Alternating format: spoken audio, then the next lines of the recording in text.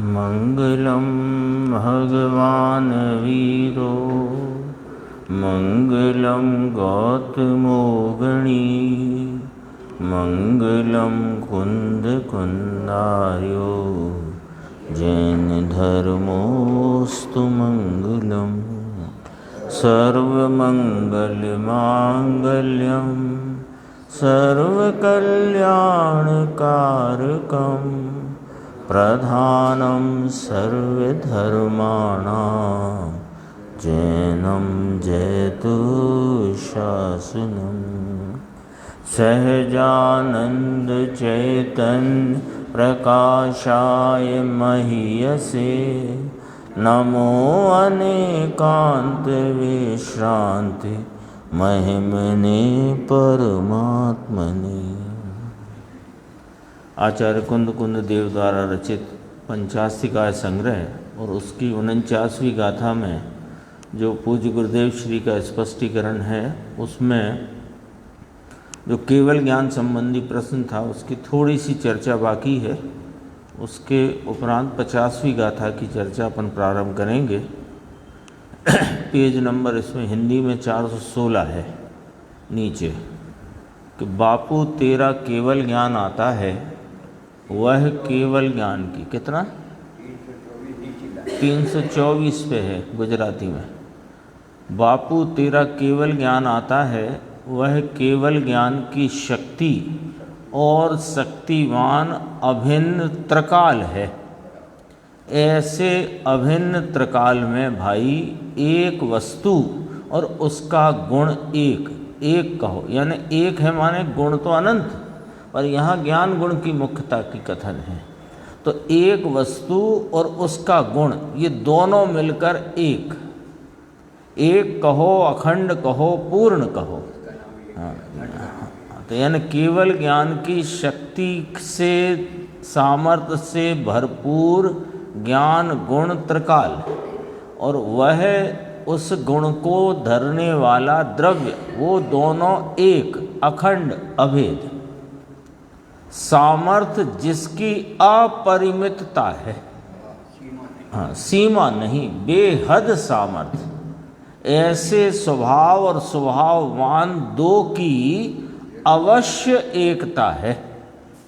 ऐसी दो की एकता, ज्ञान और ज्ञानी, ज्ञान और आत्मा, इन दो की एकता जिसे अनुभव में प्रतीति में आई, उसे पर्याय में कि मैं शक्ति रूप से केवली हूँ ये प्रतीति हो गई।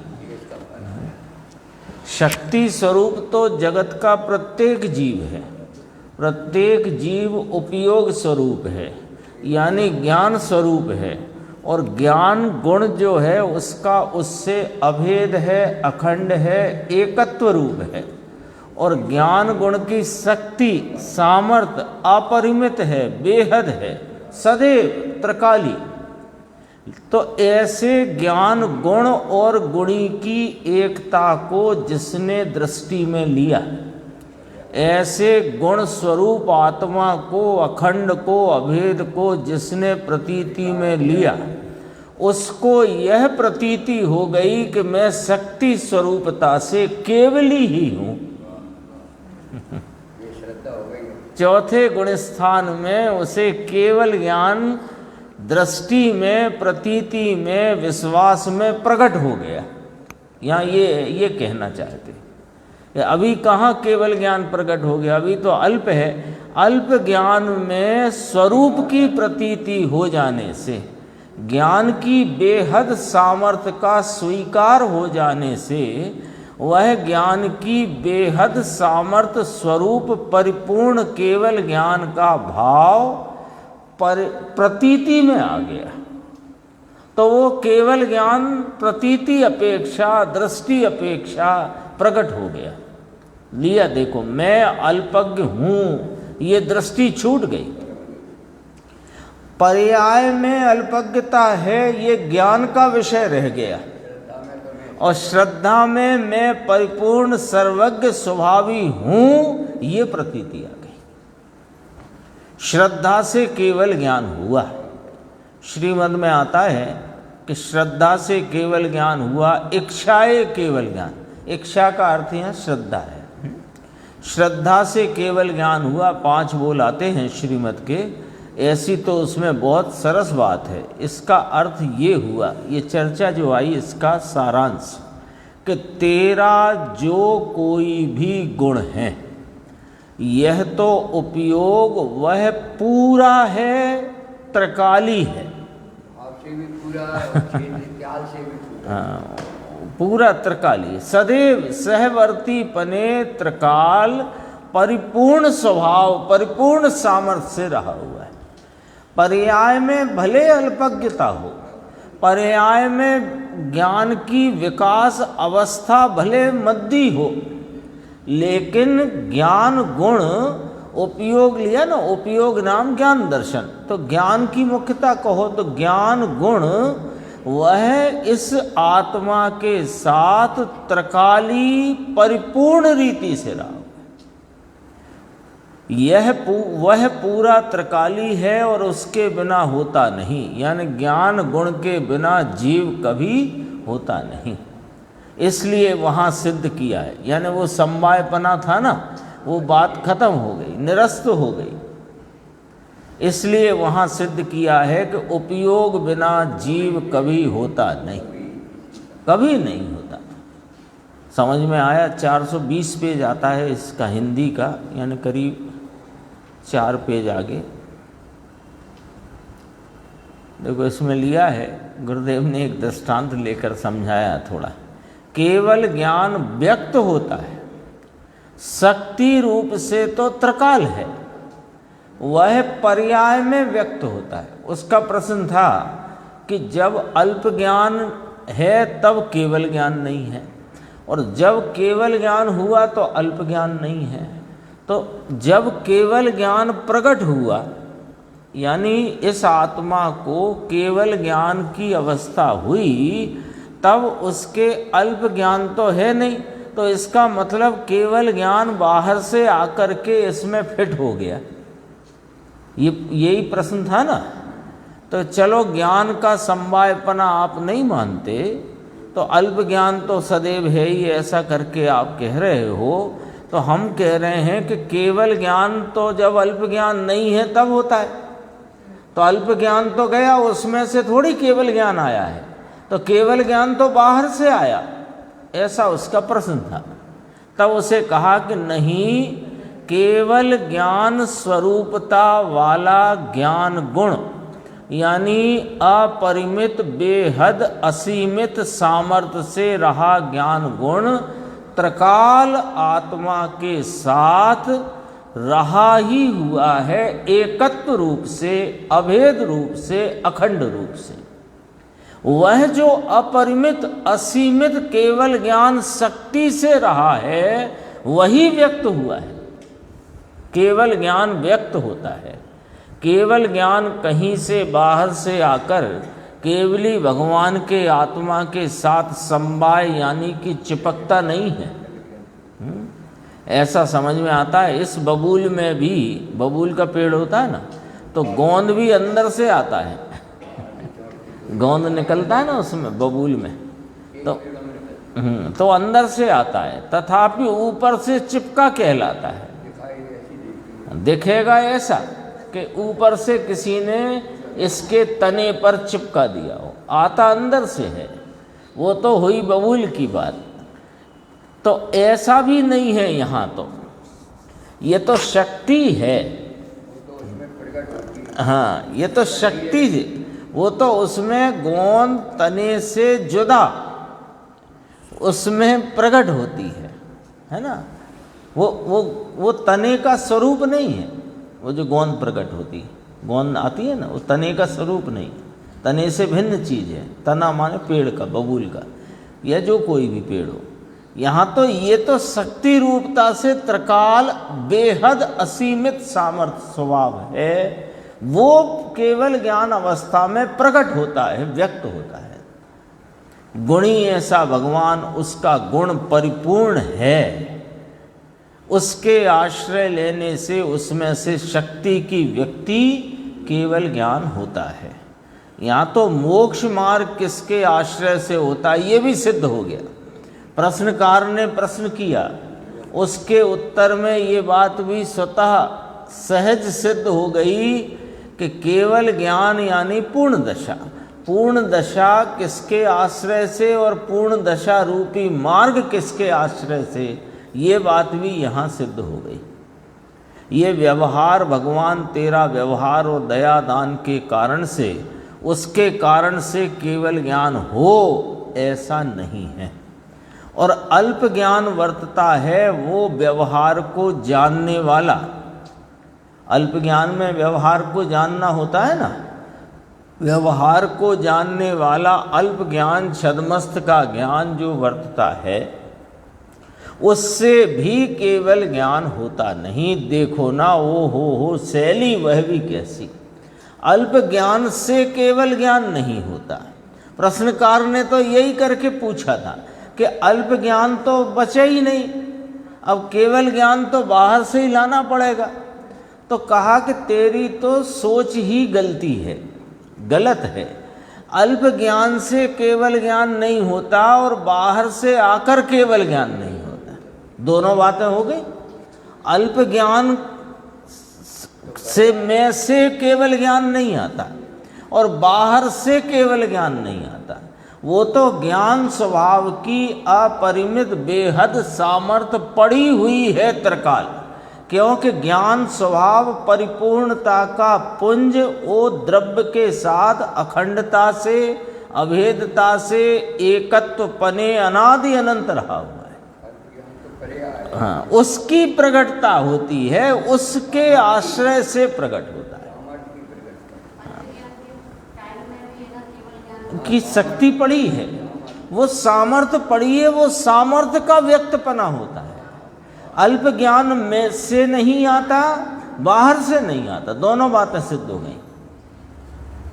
केवल ज्ञान और अनंत आनंद, अनंत वीर्य, अनंत दर्शन उपयोग, अनंत ज्ञानोपयोग, ये चतुष्टय जो प्रकट हुए वे चतुष्टय शक्ति से भगवान के साथ यानी आत्मा के साथ अवश्य अभेद है।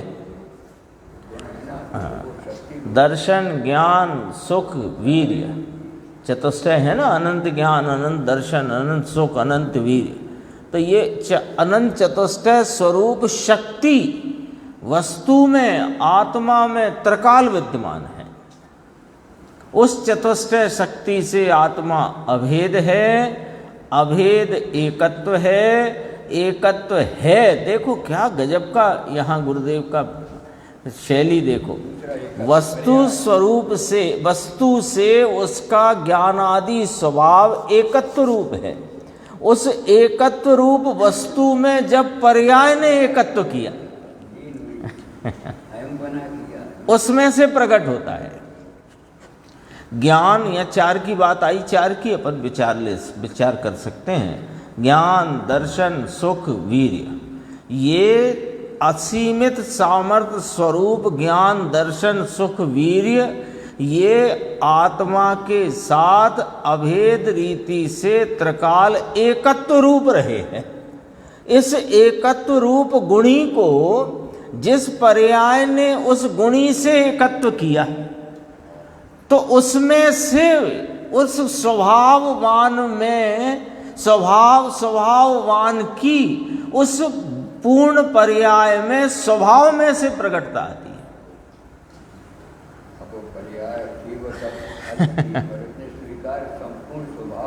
किया तो पर्याय भी परिपूर्णता को प्राप्त हुई।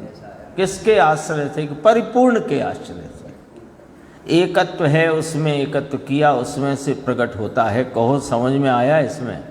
कहो कीर्ति भाई ऐसी बात किसे कहाँ कहे? वापस नास्तिक कहे, है ना, कहे अरे ये तो नास्तिक है। अरे सुनना बापू, तेरा अस्तित्व कितना है यह तुझे भी खबर नहीं और पीछे से तू दूसरे को नास्तिक ठहराता है।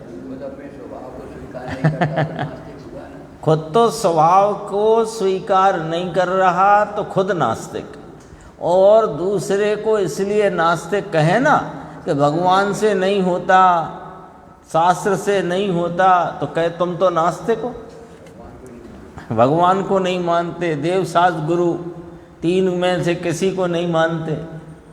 उनसे होता है ये नहीं मानते, और उन्होंने जिसके आलम्बन से गुरु और देव ने प्राप्त किया है वो उससे हमें भी होगा ये मानते।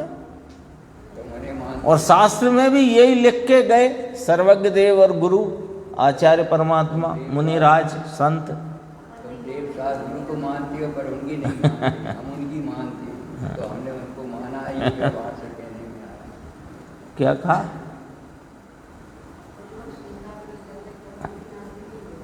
हाँ, जब तक इस आत्मा की अनंत गुणात्मक परिपूर्ण सामर्थ्य का स्वीकार नहीं किया तो आत्मा का अस्वीकार किया। राग को स्वीकार किया, राग का आदर किया तो इस भगवान आत्मा वीतराग तत्व का अनादर किया। तो अस्वीकार पने में वास्तव में तो हर मिथ्या दृष्टि नास्तिक है। समझ में आया? आज आया था ना सुबह, गुरुदेव ने 143 नंबर गाथा दूसरा महाअधिकार पद्मांत प्रकाश में कहा, इसे एक तो कभी जिनदेव नहीं मिले और समकित नहीं मिला,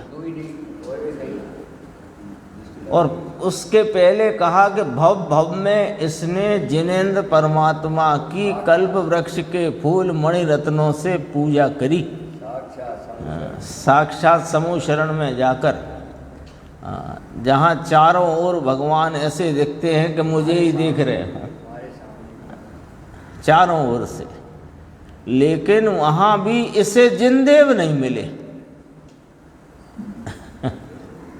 यही तो नास्तिक ही रहा। इसमें आ गया, देखो समवाय को प्राप्त होता हो ऐसा नहीं है। छद्मस्त दशा में और केवली दशा में जो ज्ञान का प्रकटता का अंतर दिखाई देता है, ज्ञान की प्रकटता का, वह मात्र शक्ति और व्यक्ति रूप अंतर समझना चाहिए।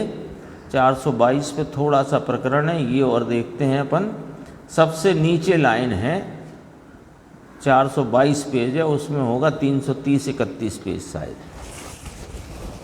द्रव्य गुण और पर्याय तीनों सिद्ध हुए। अभी अपन ने चर्चा की ना कि द्रव्य अनंत गुणों का आश्रयभूत द्रव्य और उसके आश्रय में रहे हुए अनंत गुण, वे गुण और गुणी एकत्व रीति से त्रिकाल अनादि अनंत अभेद पने अखंड पने रहे हुए हैं। उन गुणात्मक द्रव्य जो कि अनंत गुणों का आश्रयभूत एक है, उस एक जो गुणों से एकत्व रूप अभेद एक है, उस एक की जिस पर्याय ने दृष्टि करी अथवा जिस पर्याय ने उस एक को लक्ष्य में लिया, वो पर्याय पवित्र हो गई। तो तीनों सिद्ध हुए कि नहीं हुए? द्रव्य सिद्ध हुआ, गुण सिद्ध हुआ, पर्याय सिद्ध हुई। किस प्रकार कहते हैं कि देखो, द्रव्य परिपूर्ण है तो उसका गुण परिपूर्ण है ना। पर्याय भले अल्प हो, शक्कर का दाना है ना, शक्कर के दाने में जितनी मिठास है वो पूरी है कि अधूरी है? एक कण में भी पूरी मिठास है, उसका गुण परिपूर्ण है। द्रव्य परिपूर्ण है तो उसका गुण परिपूर्ण है। पर्याय प्रगटता व्यक्तता भले अल्प हो, परंतु उसकी शक्ति तो उस काल में भी परिपूर्ण है। ये फार्मूला पकड़ना है, ये सामान्य नहीं है। 2 पंक्तियां हैं ये कुल मिला के, 1 और 2, 3, 3.25 पंक्ति, सामान्य नहीं है। वस्तु पद ये कौन है कि जगत का पदार्थ है। आया था ना 93 गाथा में, जगत में जितने भी जानने में आने वाले पदार्थ हैं वे द्रव्यात्मक हैं, है ना। तो पदार्थ की अपन व्याख्या क्या हुई? अपन भी तो भगवान के ज्ञान में जानने में आते हैं अथवा अन्य के ज्ञान में जानने में आते हैं, तो ये भी तो एक पदार्थ हुआ ना। तो पदार्थ है वो द्रव्यात्मक है ना, और द्रव्य है वो विस्तार सामान्य और आयत सामान्य का समुदाय है। ये वहीं से अपन मिला रहे हैं बात को। तो द्रव्य है तो द्रव्य किस समय अधूरा है? पूरा है। द्रव्य सदैव पूरा है।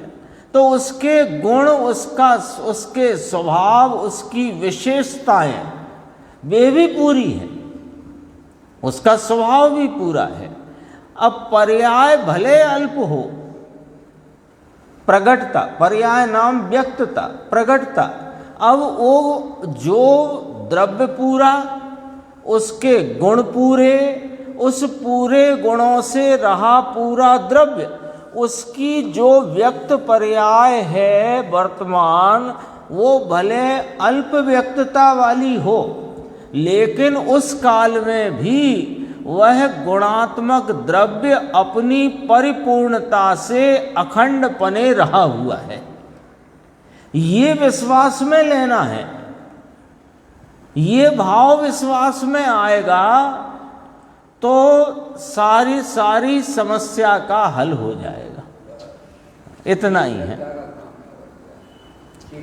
अभी अल्पता है, अभी विपरीतता है, सुख गुण की विपरीतता है, वीर की विपरीतता है, ज्ञान की अल्पता है, दर्शन की अल्पता है। उस काल में भी ज्ञान, दर्शन, सुख, वीर्य परिपूर्ण है कि नहीं है?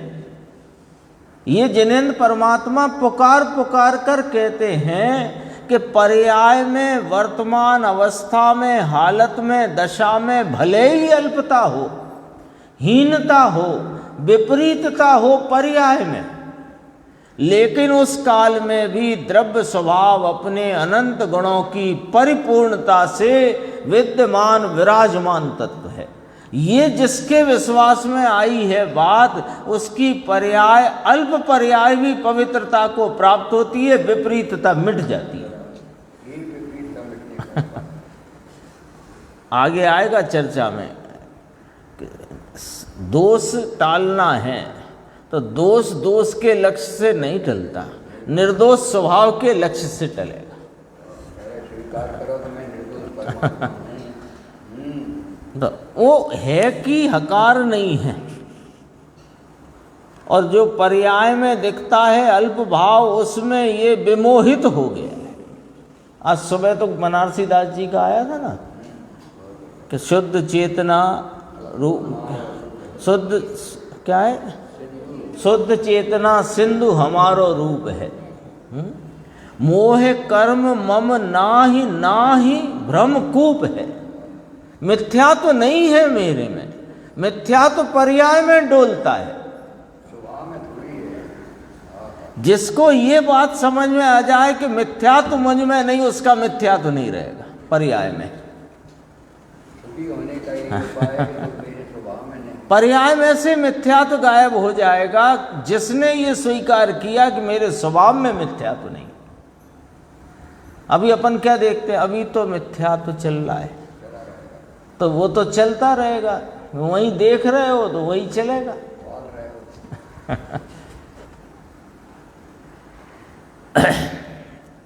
इसलिए देखो, इसलिए परिपूर्ण के आश्रय से परिपूर्णता प्रकट होती है, वो कोई बाहर से नहीं आती। कहो समझ में आया इसमें भीखा भाई?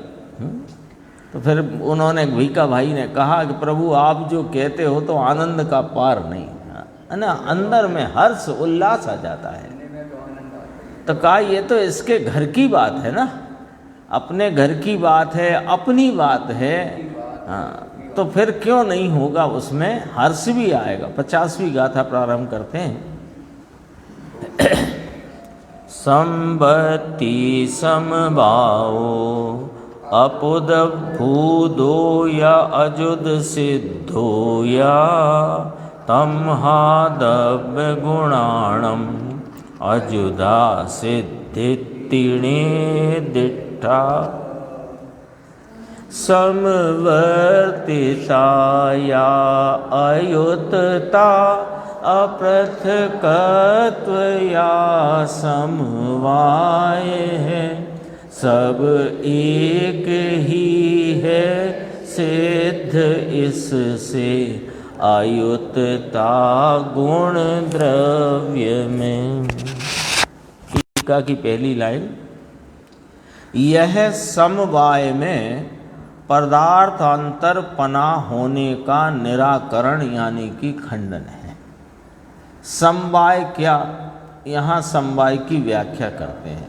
पहले जो 49 गाथा थी उसमें समवाय के रूप में प्रश्नकार ने यह आशंका जो इस प्रकार व्यक्त की थी कि समवाय माने उसमें जोड़ देना, योग कर देना, है ना, ऐसा नहीं है।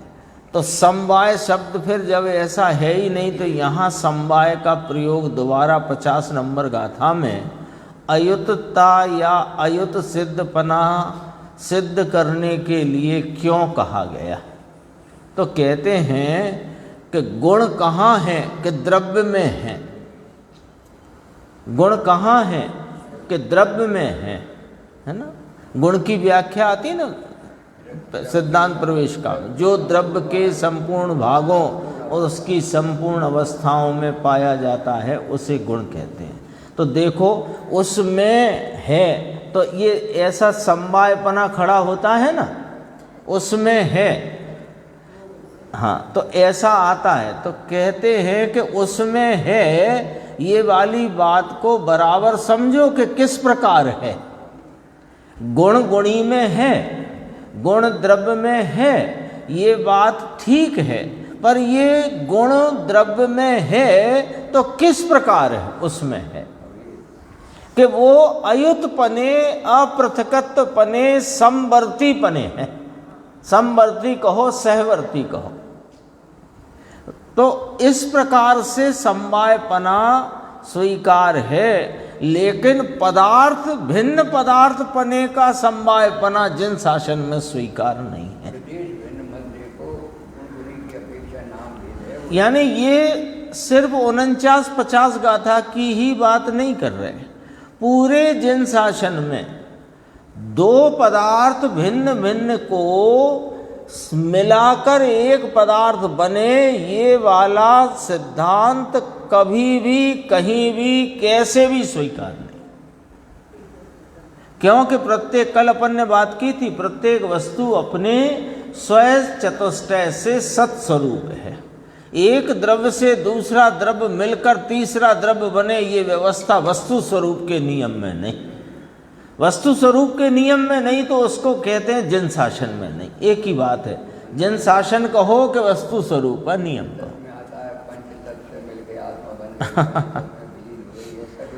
ऐसा कोई नहीं। आत्मा अखंड अभेद अपने अनंत गुणों से रही अनादि अनंत अनुत्पन्न अविनष्ट पदार्थ है।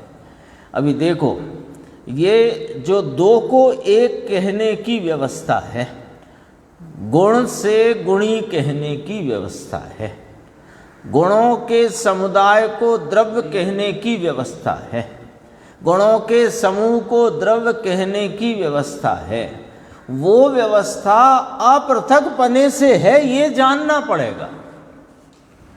वो युत सिद्ध पने से नहीं है, ये जानना पड़ेगा, है ना। ये बहुत न्याय की गाथाएं हैं, लेकिन इन न्याय से वस्तु स्वरूप का वास्तविक स्वरूप अपने ख्याल में आता है।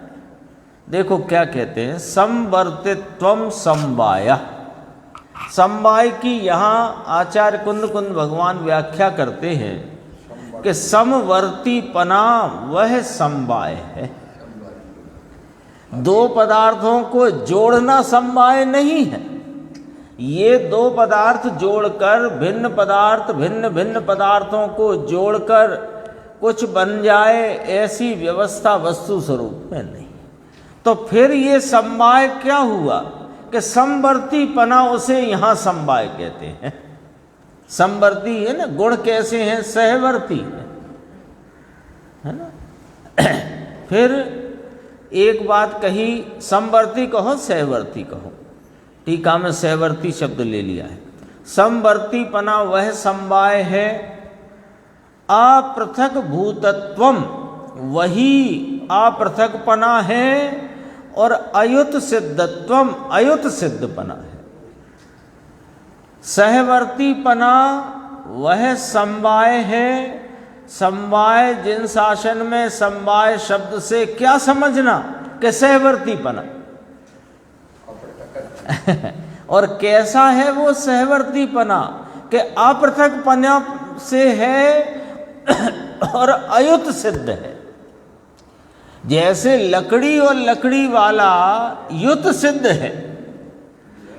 एक व्यक्ति ने यहाँ से निकलते में दरवाजे के पास लकड़ी उठाई, वो व्यक्ति लकड़ी वाला कहलाया, वो युत सिद्धपना है।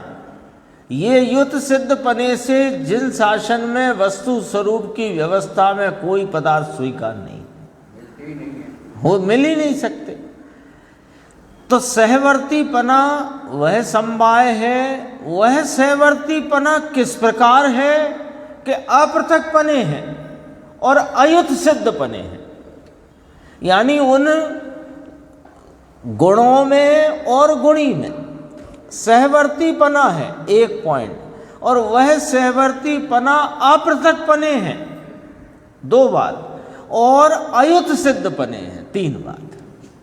क्या वस्तु एक द्रव्य दूसरे द्रव्य को छूता नहीं, और आत्मा में या कोई भी द्रव्य में रहने वाले गुण कभी भी बिखरते नहीं, अलग हो सकते नहीं। तो वस्तु की मर्यादा ही है, व्यवस्था है। नहीं, ये व्यवस्था नहीं हो तो द्रव्य अनंत सिद्ध नहीं होते। पंचाध्यायी में इस प्रकार के बहुत न्याय उसमें लिए हैं। समवर्तीपना, सहवर्तीपना, यह बात चल रही है गुण और गुणी की, है ना। तो गुण और गुणी में सहवर्तीपना है, तो गुण में गुणी में गुण है, ऐसा यदि कथन है तो वे गुण गुणी से समवाय रूप हैं, लेकिन किस प्रकार के सहवर्तीपने। किस प्रकार है उनका सहवर्तीपना? दो व्यक्ति साथ साथ चलते हैं, ऐसा सहवर्तीपना। ये टेबल के साथ ये चौकी है, ऐसा सहवर्तीपना कि नहीं, अपृथकपने सहवर्तीपना। ये पॉइंट नोट करना पड़ेंगे। अपृथकपने सहवर्तीपना, तो एक कैसा अपृथकपना है कि अयुक्त सिद्धपना है उनको। कभी वो युक्त हो गए, कोई गुण कहीं से लाए, कोई गुण कहीं से लाए और तैयार कर दिया। जैसा अभी भाई साहब ने याद किया, पंच तत्व से बनी है ये आत्मा अथवा देह, और ऐसा हो गया और पंच तत्व में विलीन हो गई। बहुत अपने जैनियों में भी किसी को कुछ पता नहीं है ना। वो उठावनी की सभा होती है, महाप्रयाण पे चले गए, कौन सा प्रयाण, कुछ आता नहीं, पता नहीं, बोले जा रहे। और आजकल तो बड़े बड़े बैनर बना के लिख देते हैं, पता ही नहीं है कुछ। सब जैन होकर नहीं पता कि जैन शासन में वस्तु स्वरूप क्या है, बताओ। थोड़ा बैराग का भी एक प्रसंग था, उसे भी वो भी प्रदर्शन में शामिल हो गया। इसलिए तीन बातें हो गई, तीन बातें, है ना। अपन जितना जोर अन्वयार्थ पे लगाएंगे उतनी जल्दी टीका समझ में आएगी। तीन बातें हो गई। गुण और गुणी में सहवर्तीपना है, वह सहवर्तीपने को समवाय कहा। वह सहवर्तीपना किस प्रकार है कि अपृथकपने हैं और अयुत सिद्धपने हैं। इसलिए अब पूरा सिद्धांत सामने आ गया। अब कहते हैं इसलिए द्रव्य गुणा नाम अयुता सिद्धि इति निर्दिष्टा, यानी द्रव्य और गुणों की अयुत सिद्धि निर्दिष्टा नाम जिन्होंने, जिनवर परमात्मा ने कही है। देखो टीका छोटी सी है लेकिन गंभीर है। द्रव्य और गुण एक अस्तित्व से रचित हैं, इसलिए उनकी जो अनादि अनंत सहवृत्ति, समवर्तीपना लिया था ना, सहवृत्ति, एक साथ रहना, वह वास्तव में समवर्तीपना है। वही जैनों के मत में समवाय है।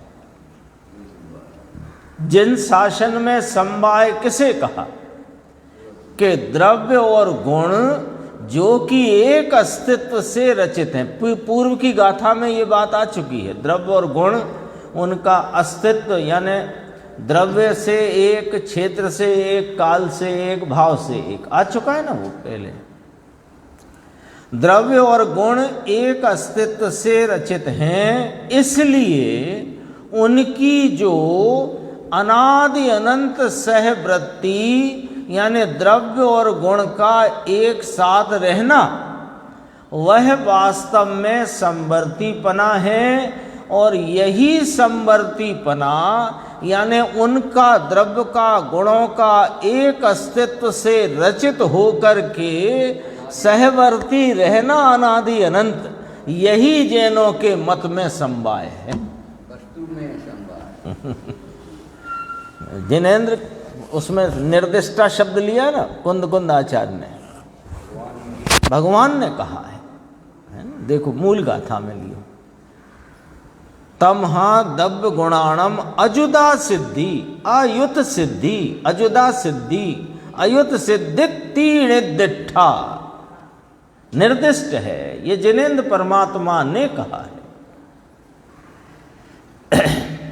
ये भी देख लो संस्कृत टीका। द्रव्य गुणा नाम एक अस्तित्व निवृत्तत्वात् अनादिर निधना, अनादि निधन सहवृत्तिर ही संवर्तितम स एव समवायो जैना नाम।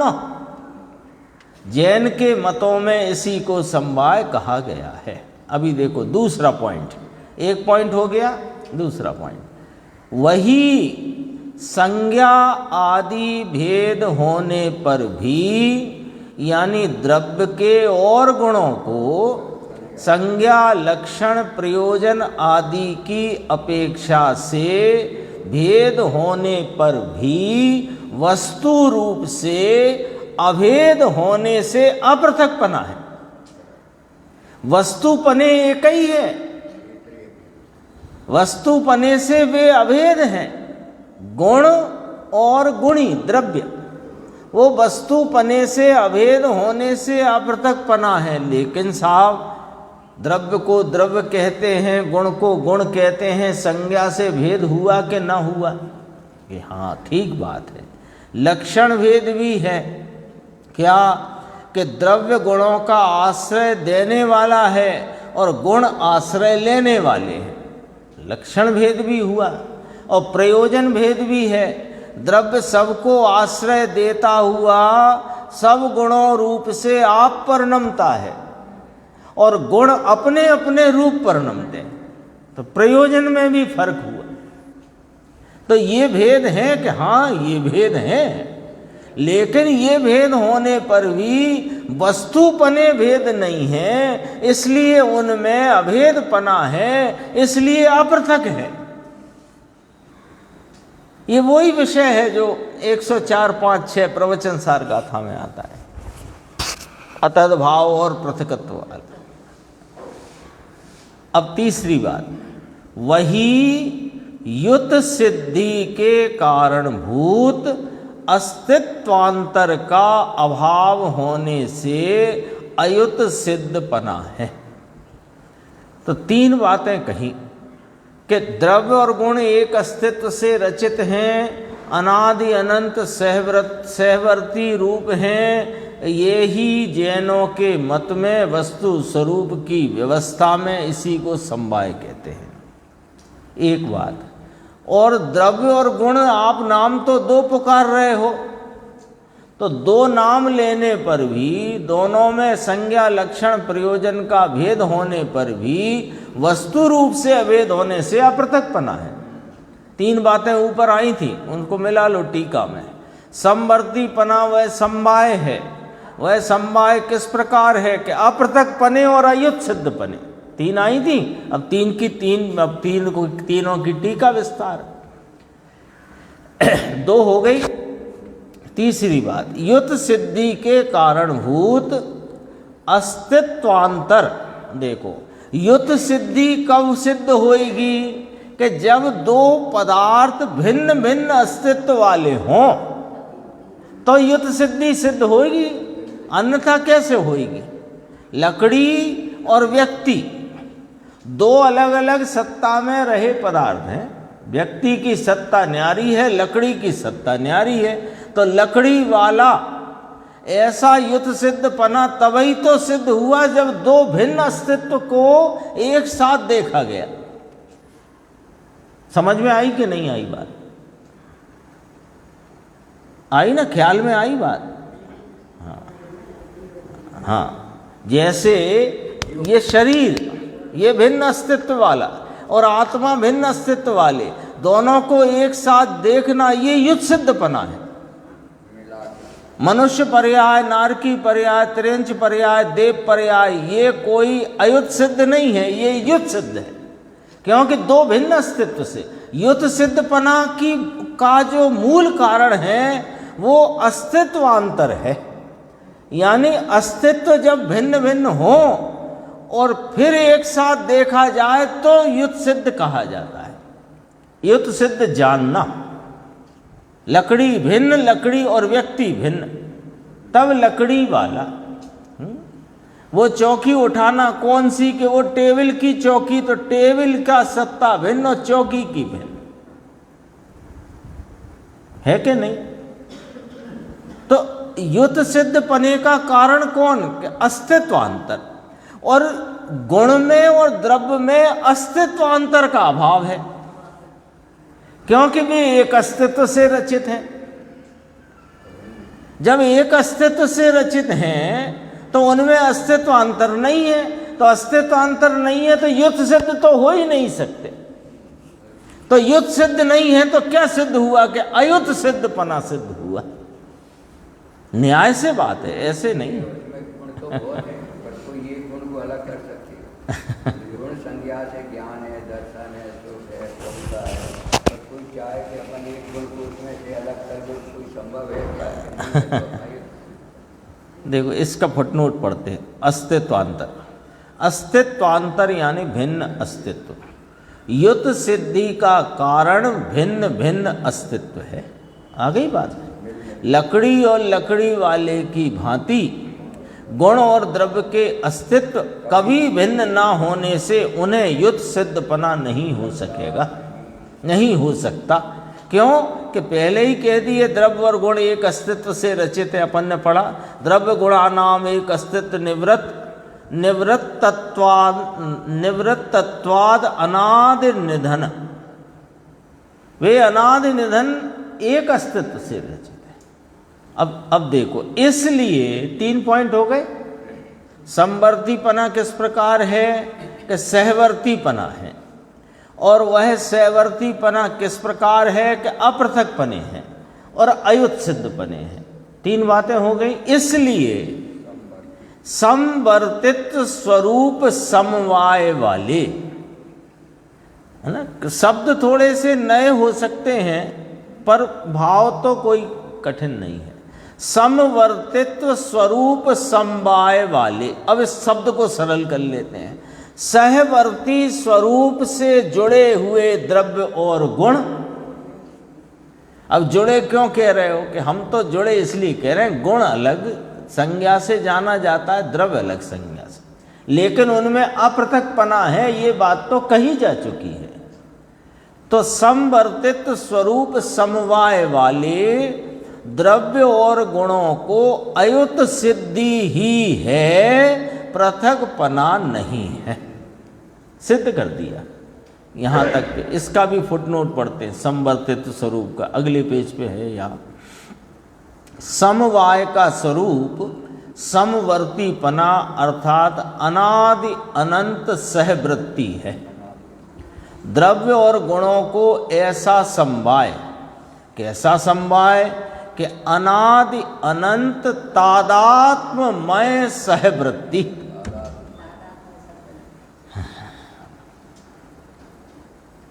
ये तो आचार्य भगवान कितनी ताकत, कितना लॉजिक, कितना न्याय। और सिर्फ काय के लिए कि ये जीव को अनादि से अनेक प्रकार की भ्रमणाएं चल रही हैं। सुबह भी अपना विषय चल रहा है ना, 8 गाथाएं मिथ्या दृष्टि के संदर्भ से जब परमार्थ प्रकाश में कहीं, फिर 8 गाथाएं सम्यक दृष्टि के संदर्भ से कहीं। तो मिथ्या दृष्टि के संदर्भ में कहा कि मैं गोरा हूँ, काला हूँ, लाल हूँ आदि इत्यादि, ऐसे मैं ब्राह्मण हूँ, शूद्र हूँ, ऐसे करके उसका मिथ्या दृष्टिपना बताया। अब सम्यक दृष्टि में भी यही बात बता रहे हैं दोबारा से। हाँ, अब पलट करके कह रहे हैं। तो अपने को लगे इतना विस्तार करने की क्या जरूरत थी, सीधी बात कहते कि तुम खुद ज़्यादा विस्तार में उलझे हुए हो, इसलिए आचार्य परमात्मा को इतनी मेहनत करना पड़ती है। तुम कहीं शरीर के वर्णादि से अपना स्वरूप मानते हो, कभी जाति से, कभी कुल से, कभी लिंग से, कभी नर नारकादि पर्यायों से तुम अपना अस्तित्व मानते हो। इसलिए सबसे हटा करके एक चैतन्य तत्व जो है वो न्यारा है। ज्ञानी जानते हैं, अज्ञानी नहीं जानता है, इसीलिए उसका नाम अज्ञानी है। देखो कितना कहा, अनादि अनंत तादात्म्य सहवृत्ति। 4 शब्द आए लेकिन पूरा का पूरा मामला खोल दिया। गुण और गुणी अनादि अनंत है। किस प्रकार? सहवर्ती रूप। कैसी सहवर्तीपना? तादात्म्य। ये शब्द डाला ना फुटनोट में। अपन ने कहा 2 व्यक्ति साथ में जाते हैं, हम सफर सह यात्री, तो वे तो भिन्न अस्तित्व वाले हैं, उनका तादात्म्यपना नहीं है। भले वे अशोकनगर से दिल्ली तक या शिखरदी तक सह यात्री हो सकते हैं, लेकिन सहवर्तीपना उनका तादात्म्य नहीं हो सकता। लेकिन द्रव्य और गुण का अनादि अनंत जो सहवर्तीपना है वो तादात्म्य है। गुण उस द्रव्य में परिपूर्णता से रहा हुआ है और द्रव्य ने उन सब गुणों को आश्रय दिया हुआ है, आधारभूत है। द्रव्य और गुणों को ऐसा समवाय अनादि अनंत तादात्म्य सहवृत्ति होने से उन्हें माने द्रव्य और गुणों को अयुत सिद्धि है, कभी भी पृथकपना नहीं है। ये यहाँ पर ये 50 नंबर की गाथा में यहाँ तक चर्चा आई और इसकी जो गुरुदेव श्री की खुलासा है वो अपन आगे की स्वाध्याय में लेंगे।